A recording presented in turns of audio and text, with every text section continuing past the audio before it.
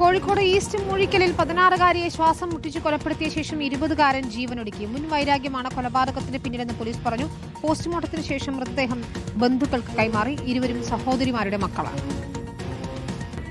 ഇന്ന് പുലർച്ചയോട് കൂടിയാണ് നാടിനെ നടുക്കിയ കൊലപാതകം. കോഴിക്കോട് മൂഴിക്കൽ സ്വദേശി 16-കാരി നസ്രീനയെ ബന്ധുകൂടിയെ 20-കാരൻ കഴുത്ത് ഞെരിച്ച് കൊലപ്പെടുത്തി. മാതൃസഹോദരിയുടെ പുത്രൻ കൊളത്തറ സ്വദേശി അദ്നാനാണ് കൊല നടത്തിയത്. പെൺകുട്ടിയുടെ വീട്ടിലെ മുറിയിൽ വെച്ചാണ് കൊലപാതകം. സംശയം തോന്നിയെത്തിയ ബന്ധുക്കൾ അദ്നാനെ മുറിയിൽ പൂട്ടിയിട്ട് പെൺകുട്ടിയെ ആശുപത്രിയിൽ എത്തിച്ചു. ഇതിനിടെ അദ്നാൻ ജീവനൊടുക്കി. പോസിബിൾ സൂയിസൈഡ് ആണ്, പക്ഷെ നമുക്ക് കൺഫേംഡ് ആയിട്ട് പോസ്റ്റ്മോർട്ടം കഴിഞ്ഞിട്ടേ പറയാൻ പറ്റത്തുള്ളൂ.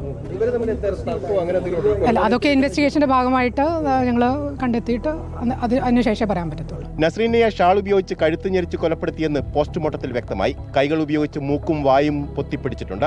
മുൻവൈരാഗ്യത്തെ തുടർന്ന് ആസൂത്രിതമായാണ് കൊലപാതകം. പഠനകാലത്ത് നസ്രീനയുടെ വീട്ടിൽ താമസിച്ചിരുന്നതിനാൽ പണാപഹരണം നടത്തിയത് പിടികൂടിയതാണ് മുൻവൈരാഗ്യത്തിന് കാരണമെന്നാണ് സൂചന. അതിനാൽ ഇന്നലെ രാത്രി 7:30 നസ്രീനയുടെ വീട്ടിലെത്തി. പിന്നാമ്പുറത്തെ CCTV ക്യാമറ തിരിച്ചുവെച്ചു.